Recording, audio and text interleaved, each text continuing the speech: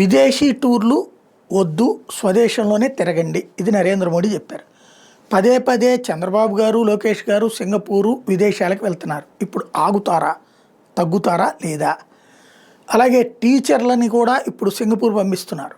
మొన్న ఎమ్మెల్యేలు వెళ్ళొచ్చారు. పద్దాక సింగపూర్ అంటే అదేదో మన అమరావతి వెళ్ళొచ్చాము, అమరావతి టు వైజాగ్ అన్నట్టు వెళ్ళొస్తున్నారు. దుబారా ఎక్కువే అవుతుంది.